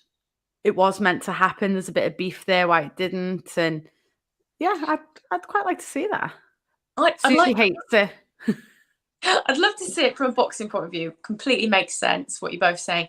But from Natasha Jonas' point of view, the way she's been saying how she wants to go where the money is, basically, and have the money fights, it doesn't bring her money, that fight, really. But what fight will bring her money? Because I think she shot herself in the foot now, where I understand she wants money fights. Like, I want money, don't we all? But she's turned down her money fight. She's not going to get the Clarissa fight. So you've got to make your own money fight now. Do you think I feel like she'd retire over going for a little fight. Oh, really? So if she retires, the belts get big vacant. And Hannah will be in a position where she can pick up one of the belts. I don't know. If Tasha is going to retire, and I do think it's going to be this year, I feel like she's hinted very, very subtly, or it's me twisting what she's saying into my narrative, which I do all the time. But even the thing of, you know, that OnlyFans thing we were talking about before, it is like she's thinking of like, what other avenues can I do at the minute? Where can I pull money from? I'm not saying she's skint, but it's as you're coming to the end of your career, you have to start thinking about other ways to start making money. Because when you're not in that ring, I know she's commentary and stuff like that, but you know, you want to keep bringing money in, don't you? OnlyFans. The thing is that I've noticed with OnlyFans, you want to capture your audience at your peak. You want to capture your audience at the peak of your career. If she was to look to go down the OnlyFans path, surely it would make sense to have another fight, get that peak amount of attention, get all your subscribers in, and then have your fight and then sail up into the sunset, working on your OnlyFans. Ebony Bridges did it perfectly. The day of the weighing of her fight, she announced it then when she knows she's going to get the most media play. She knows she's going to get the most headlines. She knows everyone's going to come paying attention to her, all eyes on her. That's when she did it. If she was to say, Ebony Bridges was to say, okay, I'm going to make my OnlyFans now. I've been quiet for the last 2 months. I've not done anything. Now I'm going to set it up. It probably kind of fall at the wrong time. I think it always just makes sense to do it when you've got your peak, when you've got something going on. I think Natasha Jonas should have that fight with Terry Harper, build it up, create the OnlyFans the day before. Regardless of the result, we're off into the sunset of your new subscription-based revenue source. Yeah, 100%. Jack's just put Harper isn't the money fight. Are you referring? Because for me, like Harper Jonas it's both of their biggest paydays currently. You know, 400K, Stefy said that was 400K. Jonas was offering that, so that's not a payday. I don't know what it is. Yeah, it's Jack, you're earning too much. It's going to be more than what Hannah Rankin would bring, because FightZone wouldn't bring them the same money as Matchroom would they? So, but also as well, I know, you know, everyone talks about, for instance, Clarissa Shields, big money. What I always say with people like Clarissa Shields and Katie Taylor, you're fighting for the privilege of fighting them and for the legacy of fighting them. That isn't your biggest payday either. Because, for instance, if Chantelle Cameron with Katie Taylor turns around and goes, I don't want that fight, you need to pay me more, they'll go, okay, I'll go to Alycia Baumgardner. Clarissa Shields, and I know that's the issue they've got. I know both fighters want it, but they're struggling with I think Clarissa was happy with her purse. Tasha wasn't happy with her purse from what I've heard. But Clarissa has other options, so they can just turn around and go, okay, well, it doesn't matter then. Like, when you've got that superstar fighter, I truly believe unless you're someone like, you know, Amanda Serrano fighting Katie Taylor, proper 50-50, you've both built that fight up. It's not your biggest payday either. I'm not convinced by it. I don't know if either of you agree. Probably not. If you've got a rematch clause in there, then that might be your biggest payday. But the first fight generally won't be your biggest payday. Yeah. So if then, you know, there's many benefits to Tasha fighting Clarissa Shields, but I still believe financially she would have got more money fighting Terry Harper. But I get Clarissa Shields comes with other benefits of fighting her. One, the rematch, for instance, and then you've just got the fact that you are fighting Clarissa Shields and it's going to be on this big platform, and it's, you know, you've got all that hype and things and the TV and whatever else. But, you know, payday wise, it was Terry Harper, wasn't it? There's no questions about it. And then, like you say, that's gone. The Clarissa fight's gone. You know, do you think she's going to struggle a little bit? I know Jack's just put Jonas is also a manager too, which I did see on Twitter the other day. She's got her license. So obviously you can see that she's coming to the end of her career and starting to get other things in place. But yeah, we'll see. If, let's say, the Jonas Shields fight come through, what weight would it be at? Because people keep saying 160. Would Tasha be able to move up to 160, bearing in mind she was a super featherweight fighter? Able to come down to her weight, because that you know, she's been undisputed at that weight, so why wouldn't she? Yeah. And Clarissa says she'd go down, didn't she? I don't think the fight could happen at middleweight. Natasha doesn't fill out 154 as it is, so go up to middleweight. Yeah, that's going to be the thing is that fight. We'll take it. We'll take it because it's what we have left and there's nothing else Clarissa Shields to do, so we'll take the fight. But really and truly, the size of it, weight classes there for a reason. Respect the weight classes. We're told so much. And in that case, it's going to be so much difference in size. Clarissa fights at fought at 168. Jonas was a career super featherweight, and now they're meeting. It just, whatever way you spin it, I just don't know where Jonas gets her edge in this fight. as good as Jonas is, don't get me wrong, she's a great fighter at super featherweight and lightweight. And even 154, she's proven she's worth. But when you're going up against a woman who's that much size difference, I think it's going to play its part.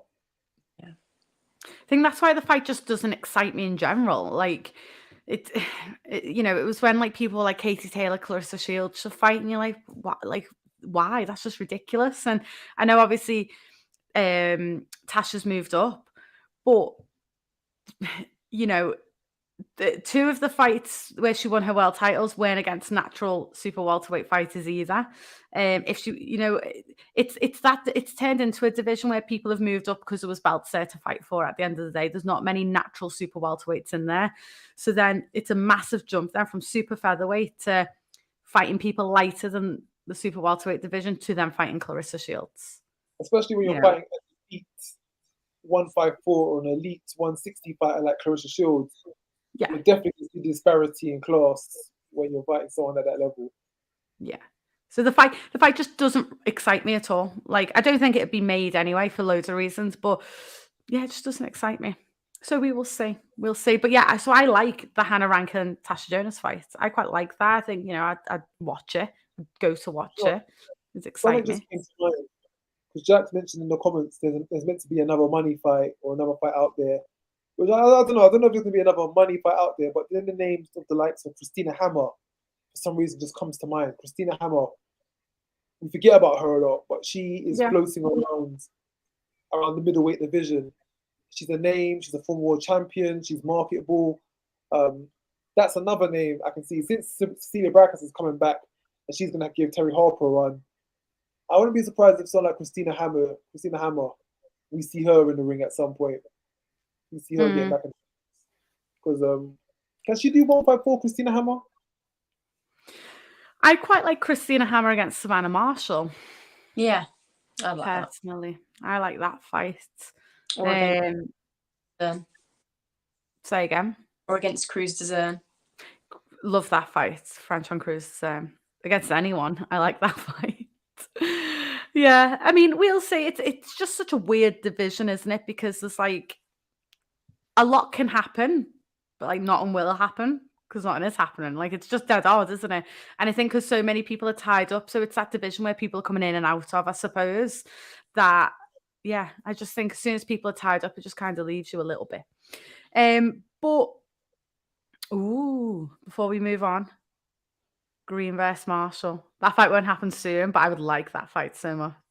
Yeah, that would be a great fight. Yeah. Someone has just put Shadeja versus Shields as the real money fight. I don't think it's a money fight, but it's a fight I'd like to see in the future. In the future, it's a money fight, not this year. Not yet, but like, not yet. Definitely not yet. But like in the future, yeah, that could be a massive fight. Let Jake Paul stir the pot a bit more. Let Jake Paul boil Clarissa Shields' piss for a while longer. Let him get under her skin and Shadisa Green at the end of it. Then that'll be mega. Because already there's the back and forth between Jake and Clarissa. Of course, Jake manages Shadisa, so it just fits in perfectly. Yeah, that's just like meant to be, isn't it, in the future? And yeah, Shadeja Green's so good. I'd like to see her against Savannah Marshall. Someone's just put Shadeja Green beats Franchon easy. I'd love to see that fight. I would love to see it. I'd like to see Shadeja Green in one or two of the fights and then step up to these names. And I wouldn't rule her out. And the middle super middles, the middle super middles are starting to kind of build up. You got Clarissa Shields, Franchon Cruz, Savannah Marshall, Shadisa Green, Ellen Cederos, Christina Hammer, I mentioned, she's around. That's a decent 6 names where if these girls to all find each other or find each other at a crossroads, we can get some really interesting fights down the line because Christina Hammer, Savannah Marshall, Franchon Cruz, Shadisa Green, Franchon Cruz. Maybe in a couple of years, Shadisa Green, Clarissa Shields. Like, there's so many variations, and it's good that we've got a few more names coming in there. Even Shadisa Green versus Christina Hammer, the up-and-coming fighter versus the former champion. So there's quite a lot of mixes here that we can do. So it'll be interesting to see how they go by and who gets matched with who in the next couple of months. Yeah, definitely. I was going to say, in New Zealand, they got a lot of heavyweights coming through, haven't they, at the moment? Because I know that Ben, who writes for the magazine, writes a lot about them. Obviously, they're heavier, but it's not a million miles away that they could sort of come down to these weights. Yeah, that's a really good shout. Actually, there's quite a few from New Zealand, like you say, that I reckon could come down. I think they're fighting at that weight as well because there's enough of them to fight at that weight, if that makes sense. So yeah, I reckon that's a really good shout. Actually, that's the thing with Australia and New Zealand. There's quite a few, especially New Zealand. I find like dark horses who are, Miyamoto's one. Obviously, she's not. Yes, like. Yeah, there's tons there, but because they're there, you just don't see them enough. But yeah, that's a really, really good shout. Someone's just put Green is franchise mandatory, which of course the fight that Shadeja Green had where she won, obviously did put her in a mandatory position. But I don't know, I just feel that fight will be worth even more in the future. Again, I'm going back to like timing is everything. And I think just have maybe one or two other fights, maybe go the distance on a fight and go from there. Who's there in the division? Because as we know, above middleweight, it has become a bit sparse. Who is there that Shadeja Green can fight in a fight, which is, for one, she's going to learn from, and two, is going to be entertaining enough to draw people to come and watch it? I think, like we've just said, like Christina Hammer, when you're talking about, you want that bridge the gap again, like finding, a former world champion before you're going right to an undisputed world champion in Franchon Cruz. I just feel like there needs to be that slight bridge the gap. And have we mentioned Hannah Gabriels? Because obviously she's has for a while, but she's still a world champion at the sort of light and heavy. And heavyweight WBC champion. So if she wanted to come down, she'd always get back involved with the party. But she's not fought for almost 2 years now. She won the WBC titles, and she never defended it since she's been active. It's almost been 2 years. So I think there's enough fighters for Shadeja Green before you're stepping up. Because remember, once she steps up to Franchon Cruz, really your next step is then Clarissa Shields. And I'm just thinking, like, if you're to map it out, just slot a few more fighters in. Do you know what I mean? If you get one or two, like you just mentioned, whether it's Christina Hammer, Hannah Gabriels, Franchon Cruz is in, then potentially Savannah Marshall if she's still around, then Clarissa Shields. Napoleon, is she? Because I often see on social media that she's still training after she had a baby. Is Alycia Napoleon? Because obviously Idris won a belt off her. Yeah. What about if she suddenly made a comeback? Yeah. Well, and I think that's the type of fight that she needs. Someone, who's been at the top of their game, but maybe currently isn't. Just that it is the bridge the gap fight, and I'd love to see someone kind of take Shadeja Green the distance, just so Shadeja's got that pure confidence on her engine. Because when you are stepping in with the likes of Franchon Cruz in, even Savannah Marshall, Clarissa Shields, you want to have that confidence that you're going to go. Because Shadeja Green fights at quite a decent pace, a high pace. So you want to have that confidence that you can go for the 10 rounds before you start to flag. You need someone then tough enough, because Shadeja Green is such an unreal power puncher. You need to then find someone tough enough to try and go the distance with her. But I think when you naturally go, there's not many options, but actually as you start saying them, more and more names start cropping up, and actually she'd have a decent list to try and go after, really. But yeah, so that's exciting. I know someone's just put there, Green is after Shields, though, which, isn't everyone at the end of the day. Everyone wants a piece of Clarissa Shields and Casey Taylor, it makes sense. But yeah. You're always going to make noise like that. Yeah, because you want to build it now. Build it now, so when it does happen in a year or 2 years, whenever it happens, it's not just random. Like it's just come out of nowhere. You've been building it all that time. But yeah, loads to be done there in that division. So that was prior to that was the FightZone show, which is happening in Wolverhampton. I will be there. So again, follow us for content. Looking forward to that. And then I'm driving all the way back Friday night, coming back home to Liverpool. And finally, I did not attend one show in Liverpool last year.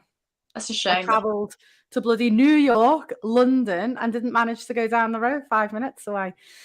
But I'm going to be back. I'm excited. Dixon is taking on Vicky Wilkinson for the lightweight Commonwealth title. I think this is a bit of an underrated fight. I'm looking forward to this. Well, Rhiannon Dixon's always great to watch. She's... Yeah, and I feel like she's getting better every fight as well. Yeah, her last fight for me, I remember watching it and tweeting and saying, like, for where she's at and who she's fighting, I genuinely thought it was like a punch perfect performance from Rhiannon. I just thought she'd done everything she needed to do. She looked good doing it. Technically, she looks great. And I know that there's a little clip that's going around on social media of that like slip, uppercut, roll. And I was like, it's just perfect, isn't it? And I think that's the benefit of her having a lack of experience and coming from white collar, is that she's kind of been a blank canvas for, obviously Aunt Crawler works with her now. And it's like she must soak everything up like a sponge because she just gets better and better. But technically she looks so sound, which I think is why she's so good to watch as well, because she looks so good, doesn't she? Mm. I am very excited. Now, her record is 7-0. She was quite busy last year, wasn't she, Rhiannon Dixon? So she's done quite well. I know she had an injury, didn't she? The back end of the year before, I think it was. So it's like she's being as consistent as she can physically fight. Yeah, she had hand surgery, but yeah, she was 7-0. Vicky is 5 wins, no losses, and just 1 draw. And her draw come from when she challenged for the Commonwealth, but at super featherweight. So obviously Vicky is moving up for this one. But I think obviously it's a step up for both of them. It's definitely, I think, a step up for Rhiannon. It's a really good opponent. This, I love a domestic clash as well. So I think this, the entire card from start to finish is a little bit average. So I think this could, potentially steal the show. I don't know what you think, Rak. How far is the Liverpool Arena from where you live? Like 5-ish minutes driving. Oh, that is convenient. No late night for you. Yeah. Nowhere I'm parking my car. I'm driving straight home. Pizza, bed. How long would it take to walk? I walk that quite often. It's like 3 miles away. So I walk an 18-minute mile if anyone wants to know. So you could walk if you wanted to. Oh, I could, but I'm not walking home because it's on the waterfront, isn't it? I have to walk home on the waterfront. I'm not doing that 11 p.m., 11:30 at night time. Fair enough. I'm not that brave. Yeah, it's a good contest between, of course, 2 up-and-coming female fighters. Putting the title for it, Commonwealth, getting her first title. And of course, in a small step, it builds towards a fight potentially with Caroline Dubois down the line. Of course, I don't think it's going to happen anytime soon, but it's inevitably going to be spoken about when you've got 2 women boxers in the same weight category at rival promotions, rival networks. Their names are going to get linked together. Now, Caroline Dubois is being spoken about as the next big thing for women's boxing. And I feel you always need that dance partner. To have that supremacy in your division, in your country, you're going to need that domestic rival to build up a fight with, to get you over the line. If you look at all the fighters in the division, they all have that. They all have a domestic rival at some point down the line that they've been kind of mirrored to since the amateur days, or mirrored to from the beginning of their pro career. So I think Dixon and Dubois are 2 names that we're both becoming very familiar with that, yeah, we can maybe see them down the line at some point in some capacity. Yeah, what do you think, Suzy? Yeah. The other thing is in this division is we talked about Estelle Mosley, who's the IBO lightweight champion.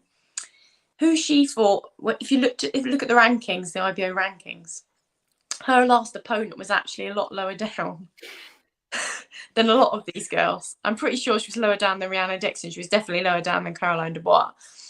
And it's just crazy to me that she had someone who was lower down than Rhiannon and Caroline. I can see them rising up the ranks pretty quickly and having a go at someone like Estelle, actually. I definitely can. I do feel like Rhiannon is still a dark horse, though. Like, we do all talk about Caroline Dubois, and rightly so, of course we should. She's unbelievable. But you do have Rhiannon Dixon there, who I think will take her time more than Caroline Dubois, probably, because obviously she doesn't have that amateur pedigree. But she then will be a bit of a nightmare, really, won't she, for people in that division? I'm sure, I don't know if she'll move down, but I'm sure she'll be able to move up, to super lightweight as well, when the time is right. Obviously, you can't even compare or suggest who she could potentially fight because I'm retiring everyone off. So you don't know who's going to be the world champion by the time she gets to that point. But yeah, I just hope Rhiannon keeps doing what she's doing. Like, no rush. You know, this is her first title. She's 7-0. Quite a nice time in your career to go for your first title. And the lightweight division is stacked enough where she can take her time, gradually move up. And then maybe next year she could be looking at world titles because, you know, obviously they're tied up, aren't they, at the minute, apart from with Estelle. Obviously, I think I would say Caroline and Rhiannon could beat Estelle now, personally. Yeah. I'd go with that, actually. And that's again why I've mentioned that, because it's, you know, yeah. Rak doesn't agree. No, I think it was a good, compelling fight. The only thing I'd worry about is where we know Estelle can box and she can maybe take her the distance, she can drag the fight out. How will Caroline cope with a longer fight, maybe going the distance? But from what we've seen of Caroline's and her whirlwind strength and power to get fights out there, I think that maybe equals up to the boxing of Estelle, the ruggedness, the strength of Caroline. So I would be swayed. I would be swayed towards Caroline for that one, despite the experience being with Estelle. But that's the kind of matchup which, yeah, you'd want to see that. I think Caroline needs to be in with someone like that quite quickly for the fact of she's not really going as many rounds as I'm sure she'll want to. Can't judge her on a last fight because obviously she had an opponent pull out, which was a decent step up for her actually. So I think I can't remember what round she finished her opponent in. It was like the first or second, wasn't it? But she'll obviously need a couple of opponents where, you know, she's going the 10 rounds. But again, it's not her fault that she's not going these distances because she's just too good. Sometimes the problem isn't at this early stage. But yeah, that's definitely a fight down the line. But, you know, I'm sure Rhiannon's not going to be looking past Vicky. This is a tough fight. You know, Vicky will be coming to win because it's you know, life-changing, isn't it? She's going to be on DAZN. She's on a big platform. She's against someone who I'm sure she thinks is beatable because, you know, they are similar experience. So, you know, in theory, on paper, you could call it a 50-50 fight. But I do believe Rhiannon will get through it. But, you know, Vicky can pull off something special. You know, you don't know where it could lead to for her. Then probably a rematch, but because that's what normally happens. But I'm definitely excited for that one. So I always like to see Rhiannon Dixon back in the ring. And then over to France. None of us are going, are we? Sure. No. I was waiting for someone to invite me over, but didn't happen. Lauren Price is in France. Obviously, she's got a record of 2-0, and her opponent is 6 wins and 1 loss. So again, I think, you know, Lauren's always done decent with her opponents. You know, the last 2 fights, I've liked the opponents that she's had. They've always been like a decent test, I think, for her. They've not been compared to what we might see with some other journey women. I've not minded it. I like Lauren Price, but obviously she's got so much to live up to, hasn't she? The standards people have on her are incredibly high, aren't they? Mm. Yeah, they're building her up as to be the next superstar of boxer. The way they were building up in her debut is that they were trying to make her the new Katie Taylor, weren't they? Yeah. And she'll definitely get there, won't she? Obviously, there's still that discussion about the amateurs, and is she going to stay in the pros or is she going to go back to the amateurs for a while? But then, regardless of that, after that situation, I'm sure she's going to really get the ball going then. And yeah, you imagine she is like the next poster girl, don't you? Mm. That's what I see. But she's fighting Naomi Manas, who's coming off the defeat to Kirstie Bavvington. So, and she challenged for the European Championship. So she's fighting a girl who's at European Challenger level. So, as you'd expect with the Olympians, they're speeding them up. They're not taking too much time with them. They're not protecting them so much because you know they've got their pedigree. So this is a good fight for her. This is a good level for her to kind of be operating at. If she can beat through to this girl, she can then claim to say, "Oh, I'm on the levels with the Kirstie Allens, the D Allens, the Kirstie Bavvingtons. I'm around that kind of bracket." And as you can imagine, Box will like to be pushing her through as fast as possible. We might see her in a fight with D Allen potentially, maybe the end of the year. That could be something offered. D Allen holds the WBC Intercontinental. Lauren Price will be 3-0, beating a European challenger, looking for a belt, domestic fight, easy to make. There you go. So, yeah, it's an interesting interesting to see what's going to come from it. Because, like I said, with fighters like Rhiannon Dixon, Caroline Dubois, they've got their counterparts. Lauren Price, if she's going to be camping at welterweight, then yeah, she's going to have Bavvington, she's going to have Dee Allen, she's going to have them around. And then same for the other fighters. Super featherweight is Karis Artingale, correct? Yeah. Super feather or feather? Feather, isn't it? Feather, yeah. Feather, yeah. She's got Raven Chapman. She's got Sky Nicholson to kind of rival. So it's interesting to see from now how the rivalries are going to start to be compared when the fighters start to make a few waves. So I look forward to that. Oh, someone's just mentioned Georgia O'Connor as well. She's always a dark horse in welterweight. She's great. I think in welterweight now there's a bit of a rush because there's belts being vacated. And you know what I'm like, which obviously Jessica's had to vacate a couple. I know she's still got a couple of others, but they might not all be within her hands. So kind of all these belts that have been tied up are starting to become loose. So now I feel like it's a bit of a race to get them. I can give a little bit of insight to that. So, of course, out of the 3 belts, Jessica had to vacate the WBO. The WBO, like we now know, it's being fought between Sandy Ryan and a Canadian opponent. That's going to be fought on the 22nd on Cardiff cards. Cardiff in Wales, the Joe Cordina, Rackham cards. So that leaves Jessica McCaskill. Now, the story with Jessica McCaskill and Ivana was that the fight got put up for burst bids. Matchroom bids $91,000 for it. A low bid. They didn't see the fight as too high value. And Piranha Promotions, which is a bonus promotion scheme, they put up $200,000 for it. Now, that was quite a fair share amount, especially from a promotion that you've never heard of before. So they had their 3 weeks or a month to put the money up to arrange it, to sort it out. Transpires, it was a bit of a bluff. They didn't have the money. They've had to pull out of it. So, of course, the rights to the show go to Matchroom. So a fight that we're going to see under the Matchroom banner in the next couple of months is going to be Jessica McCaskill defending her unified titles against Ivana. So I was talking to Jessica's manager of where could this possibly end up. And they've not got a date yet. He requested sometime in April. Of course, we know in April we've got the Joshua card, we've got the Cordina card, we've got the we've got the 8th of April, Bam Rodriguez in America, Texas card. So you've got those 3 cards. It could fall on one of those cards. Of course, we've got the Terry Harper Brackus card, which hasn't been announced. That's another card it could land on. So Jessica McCaskill versus Ivana for Unified will land on some cards under the zone schedule within the next, or after April at some point, April or May. Yeah, I had seen that her promotion company bid like 200K, and I was like, whoa, that's a lot of, because like you say, you've not heard of them. So I was like, wow, where have they got that money from? And I was like, oh, so we're all just bidding anything because we're just going to get rid of it anyway.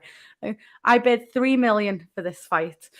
I'd quite like that fight on the Harper Brackhouse card because you can then potentially build a fight with the winner and the winner. Potentially, because I know, you had Terry Harper, Jessica McCaskill being quite open to fighting each other. So I wouldn't mind it on that card, potentially. That's what I was thinking originally. It might fall on, I was thinking that might fall on the Brackhouse Harper card. But then it popped up about the Katie Taylor, Chantelle Cameron card.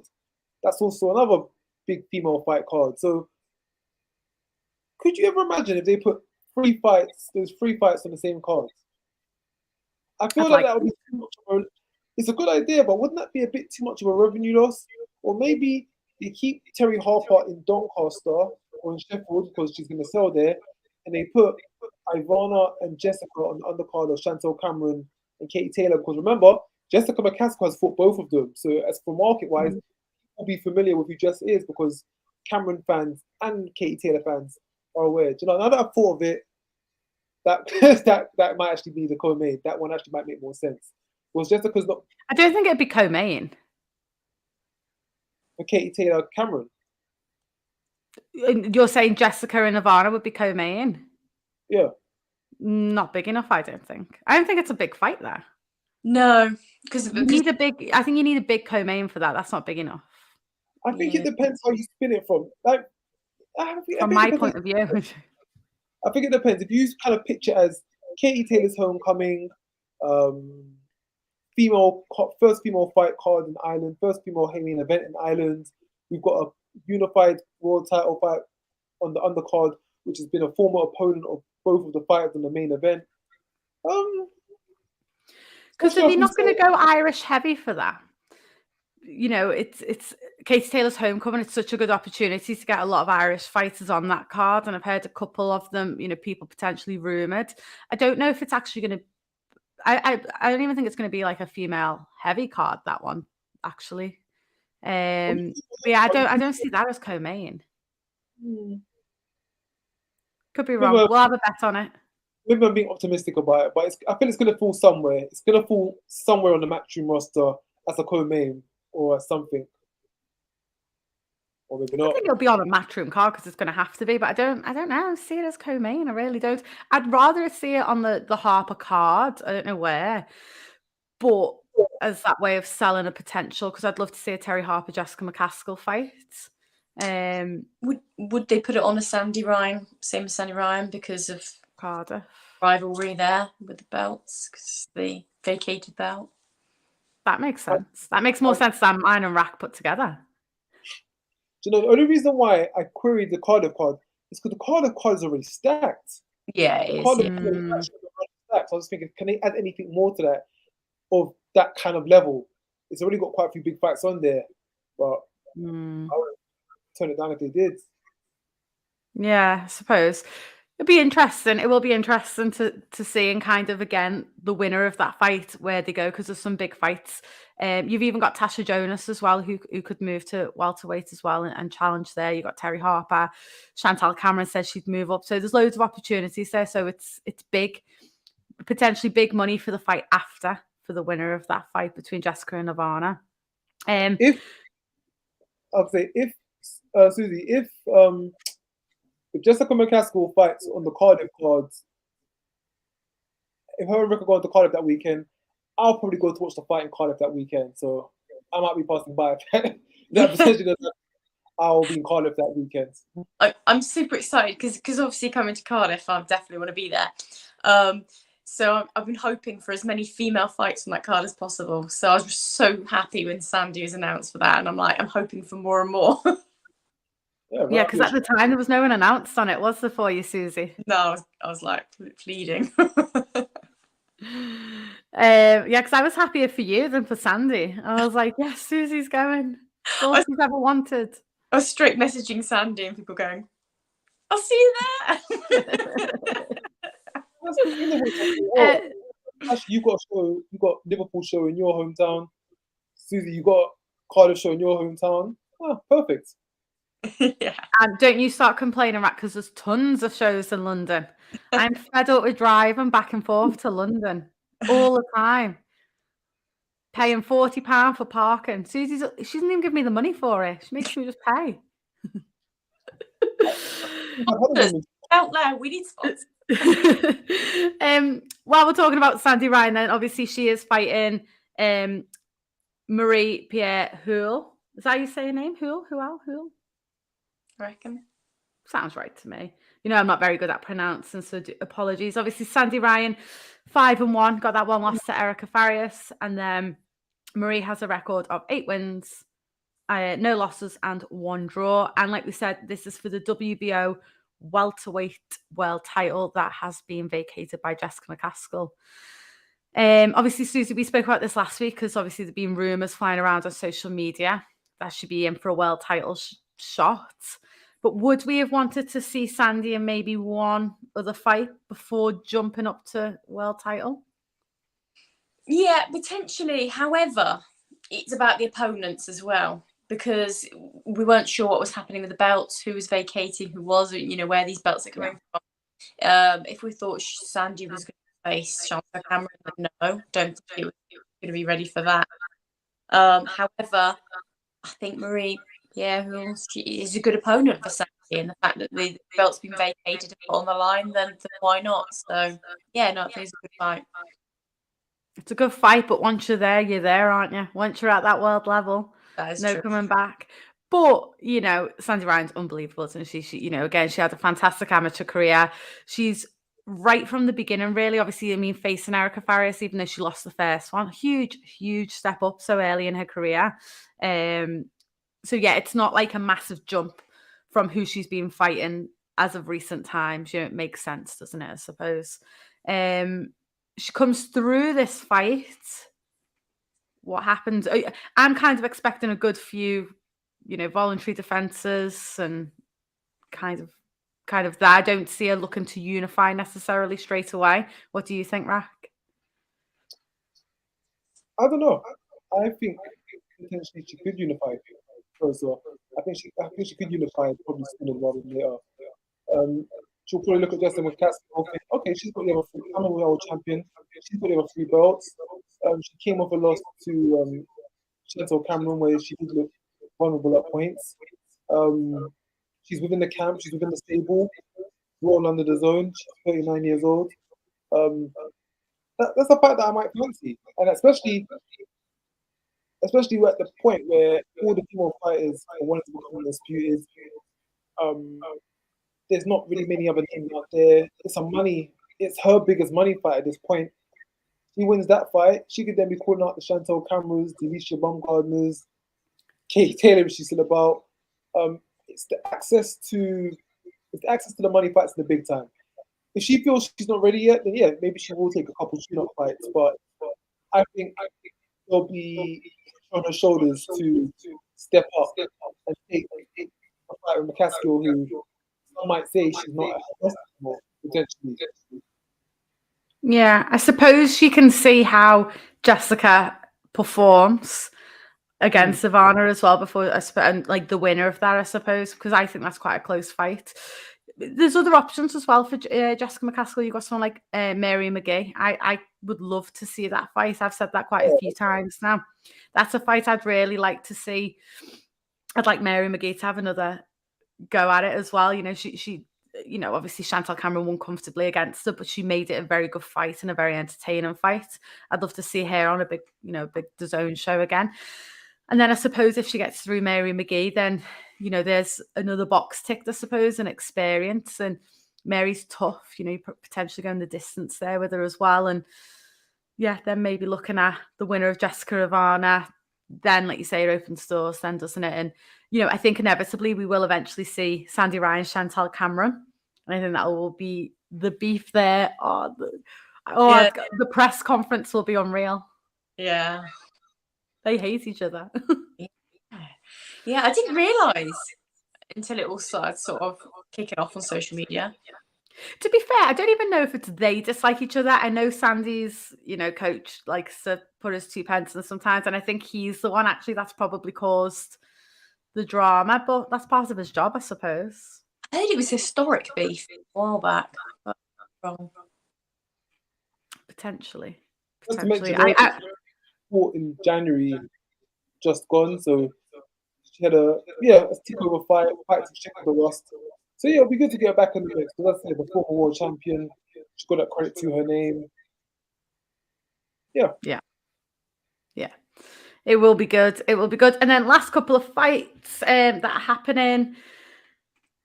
Where's this one happening, Suzy? Or Rak, actually, have you got Box Rec up? He's in Argentina. Argentina. Evelin Bermudez.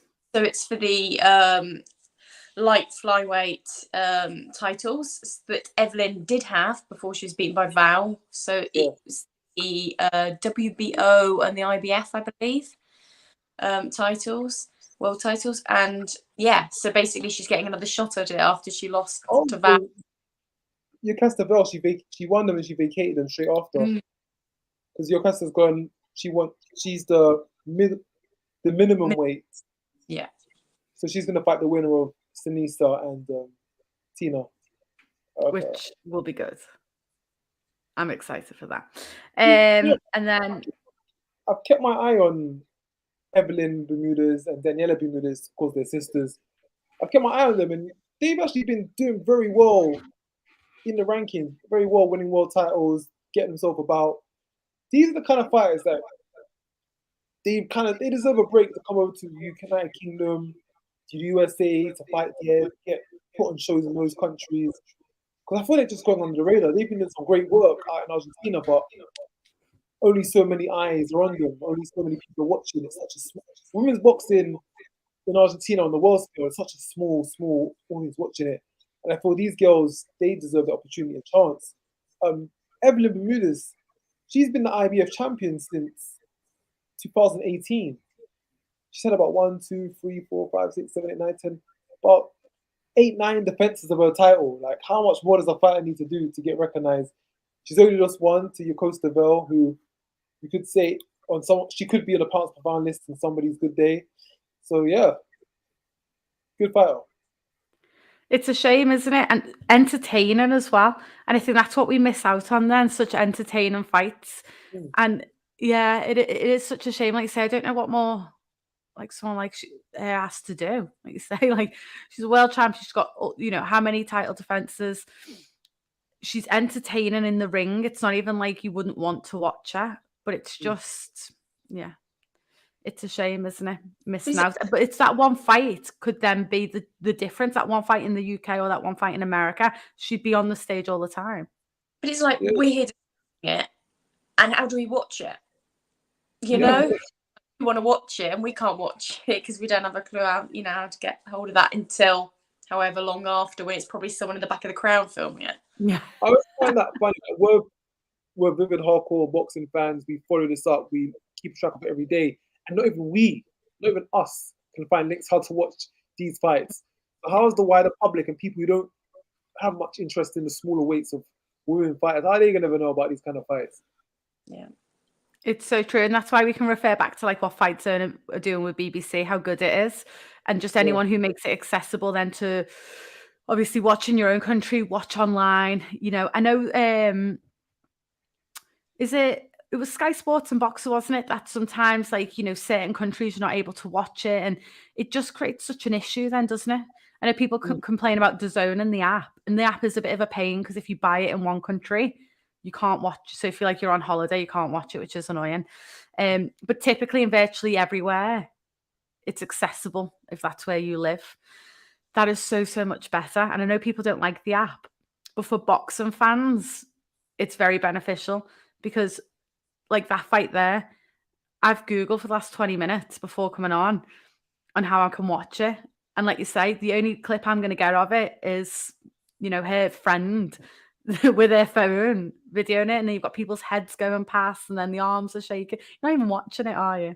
How funny it is the worst possible camera that decides to record it. It's always the oldest iPhone or the oldest brick phone, which happens to be recording it. Not the latest iPhone. It's the oldest one. That's always the one.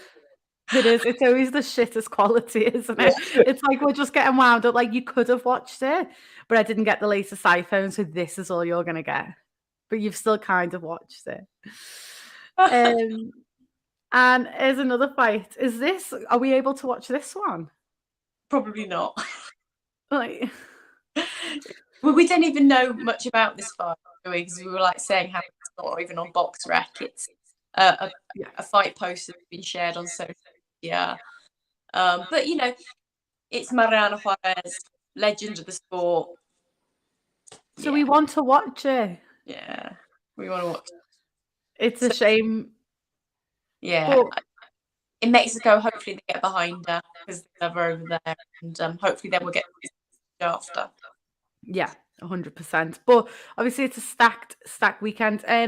Just before we go, someone's just made such a good point that I didn't think of. We're just referring back to Katie Taylor. Chantelle Cameron will be announced St. Patrick's Day. Yeah. I mean, yeah, that does make sense, doesn't it? That makes a lot of sense. Talking about bad camera work, another fight that's coming up that I've mentioned, you know, that I've written up for the magazine is Lourdes Juarez and her rematch with Ashley Gonzalez. That because Lourdes lost her belt to Gonzalez, unfortunately. But that's a fight that's great to watch. So I don't know if you've two managed to catch it on YouTube, because that is back at the hall. Yeah. But it's worth persevering with that footage. I just love watching Lourdes Juarez fight. You know, just And sometimes you just watch someone box and you're like, oh, they just look amazing as they fight. Yeah. Still. And you've obviously written about that. You're super excited for that, aren't you? Yeah. Because I just feel like she got such a raw deal because it was in Gonzalez's hometown. And they were just the entire crowd, I think 99% of them were for Gonzalez. So I feel like it all got a bit swayed. It was a very close fight. Yeah. But like it got a little bit swayed because it was her hometown. So I'm looking forward to that rematch. That never happens in boxing. Do you mean the judges were swayed? Can't That believe doesn't that. happen, Suzy. And it's It's Mexico. a spectacle. Happened in Mexico. No, well, I'm not having it then. No. And can we watch that fight? When is that fight happening? End of the month. I think it's the 25th. Top of my head. Can you Again, watch it? probably can't watch it, unfortunately. Probably be again another mate at the back of the hall, but it's worth watching it because honestly, like every time I watch her, I just love watching her. Yeah. Just so skilled. Like it's yeah. So at the beginning of the fight, she's just it's like watching a dance or something. It's just amazing. Unfortunately, it got a little bit closer as the fight. She didn't like dominate because obviously Alycia won. And Alycia was amazing in a completely different way. She was heavy, came forward, and then managed to use a sort of a forward weight and aggressive style to sort of overcome in the later rounds. But yeah, no, it's definitely one for people to catch up on if they haven't seen it. Yeah, definitely. I've still not watched it yet, so that's on my to-do list tomorrow. Definitely. But yeah, so super busy week coming up. So obviously we've got Wolverhampton Friday, Liverpool and Paris. France, actually not Paris, is it? It's just France. Paris, I think. Is it Paris? Yeah. Okay. Yeah, Liverpool, Paris, Saturday. So I am excited. Obviously, make sure you follow us because we'll be giving content. Unfortunately, not in Paris, even though, Suzy, will you be at home watching it? Potentially. Do you know what? I find that as boxing fans, it's so hard to pay for everything. But if we not pay watching it. every single thing, I'd be out of pocket. So I haven't got Sky Sports at the moment. So if anyone's got Stream, yeah, just stream it. It's fine. Order because I've been paying with DAZN and this, that, and the other. And DAZN prices have just went up. Do you know? DAZN have taken £5.41 out my bank today. Like what does that equate to? Like what am I getting for that? Because that's not even close to the monthly subscription, is it? Why? What are we trying to do there? I don't know. I must be getting overcharged for the privilege. I don't know. I have a confession. When was the Lee Wood fight? The 19th of February. So yeah. 10 minutes after the Lee Wood fight, I think it was like 11:45. After 2.5 years of DAZN, I actually cancelled my membership. I'm no longer contracted with DAZN as a subscription. I just felt that the schedule coming up with the price increase just wasn't worth the while, and we had to part ways. And I think a lot of people said that. Yeah, I've stood behind it. They've had from $1.99 to $7.99 to $9.99. Stood by it. Well, what they're continuing to charge and what is coming out of it, I don't know. I just don't feel it's yeah. Because it's 20 a month, isn't it now? 20 a month for the flexible, or 12-month contract at $9.99 a month. And yeah, but it's a funny one, isn't it? Because sometimes the schedule is very shit that month and you don't need it and you wouldn't watch it. Or there might be just one show on and I might be going to it. And then other months it's a little bit stacked. So it's a tough one, isn't it? Every once in a while there is a good card. But what I kind of found last year I found that I was at half the DAZN cards that I was actually going to watch. Yeah. Half of the DAZN cards that I was available that night for, I was just at them. So I never actually got to use the app. There's only a few occasions where I was home just watching it on my screen.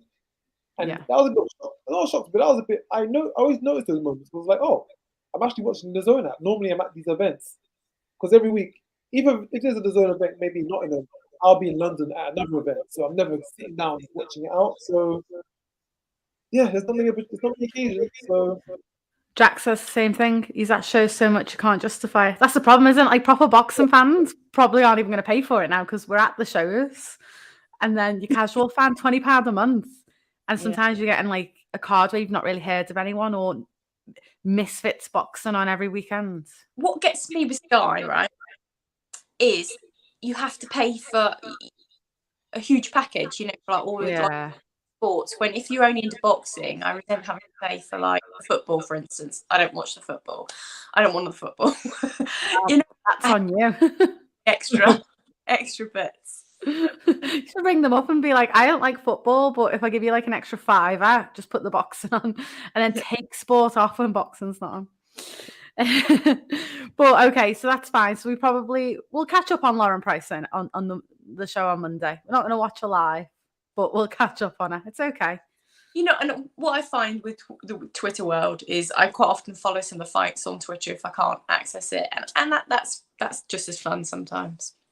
Yeah, so I am bravely going to attempt again to tweet along. It's so hard tweeting along when you're live. I think it's easier when you're sitting at home watching on TV. But I'm going to try and tweet along. And the reason I love doing it when I'm sitting ringside is it's so different than when you see it on TV. And the comments I get back sometimes are outrageous, but I still like to do it. You love it. You love it. I do thrive on it a little bit. I think that's why I do it. But yeah, I've just noticed when I've like tweeted along, I like to watch the fight again on TV the next day, and I'm like, God, I was chatting shit there. Like, no wonder so many people were calling me all sorts. So I'm going to be doing it again. I'm just starting to do it for laughs now, just to entertain people. I think on Saturday, so my DAZN subscription, it doesn't expire until the 19th of this month. So I've got the next 2 shows. So this weekend, what one will I watch? Do you know, I'll probably have both up. I've got Sky Sports, and I'll probably have DAZN up on the TV screen. But do you know, I'm going to be very, very real. I'm not really enthralled by either card. So yeah. Yeah. I'm excited. Like, I'm excited to watch Rhiannon fight. I always look forward to watching Lauren fight. And then I'm a bit like, you know, it is what it is. But I do love it. I mean, obviously, I'll be at the Liverpool show, so I won't be watching the Boxer show. But I do love a night at home where I've got like the laptop on, TV on, one's on my phone. You know, I love when there's all sorts going on, because even if there's a shitty fight, there might be a good one on one of the other 2 cards. Betters your chances. I'm actually probably more, now to think of it, I'm not going to be there for that, because I'm going to be at a show on Friday night at your hall. I'm going to say the Friday night cards with Kirstie and Hannah. I'm probably more looking forward to that fight, just because I have more personal investment and interest in both of those fighters. Of course, I've worked for FightZone on a few shows. I've known Hannah, trained with her for years. Kirstie's another interesting story that's coming up. I probably have more personal investment in that card than the other 2 cards in the weekend. Yeah, definitely. And that's why I'm glad it's on a Friday. Keep it separate. We don't have to pick that. Yeah. See? Yeah. And it's on BBC on Friday. And then obviously make sure you're following us, because we will be delivering content. I will do my ringside tweet alongs where everyone will go, Tasha, you're wrong. Like, she just knocked her out and you're saying the other girl won the round. So just stay tuned. But yeah, we'll be back next week, either Monday or probably Monday next week. Catch up from the fight. Potentially some more announcements coming up. We'll see what happens. Yeah. I just noticed that the card that I'm going to on Friday hasn't got any female boxers. And Well, Jack you're not Gladman, welcome back next week. Jack Gladman, you're listener. I think you match made that card. Tell me what's going on, man. There's no female cards on the card. What's happening? Jack's went quiet. Jack's been commenting for the last 2 hours. Now he's being called out. He switched off for the night. He's went quiet. I'm going to give Jack 30 seconds to come up with a response. But Jack is a very good matchmaker. I think he's matchmade Jordan Barker Porter a little bit, and a couple of others. He's matchmade so many shows. Sometimes I'm on BoxRec, just looking at a random show, matchmaker, Jack Gladman. Oh, he's there that weekend. Another show, Jack Gladman. So he's keeping himself busy and he's doing a good job with them. So he's asking what. So I'll put it on for everyone. Jack's trying to back himself out now. Look at this. it's Lee Eaton show, Let's Go show on Friday. This Friday at York Hall, the 10th. Jordan Perkins, Ramis Mahmood's headlining it. That card. I'm worried that Jax forgot that he was the matchmaker then for this card. You've either forgot or you've not got any females on, and you're not welcome to watch us anymore. But okay, we're gonna let him off. It's not his. We'll let him off. Fair enough. Jack would never do that. He'd always put a female boxer on. He'd always do it. Yeah. Right, we will be back next week, like I say, to catch up on all of the boxing and see if there's any more beef or announcements. I'm looking forward to it. Yeah, well, enjoy your shows, both of you. Enjoy sitting at home, not watching it. I'll be sat back on Twitter with my wine. You're not allowed to tweet and drink wine, we said, so you will. Yeah, you'll be watching the DAZN one, won't you? I'll be watching the DAZN one and obviously the BBC one, definitely Friday night. So 2 out of the 3. But I'll be on Twitter for the Lauren Price, obviously. Yeah. Right. We will see everyone next week. Right. See you next week. Yeah.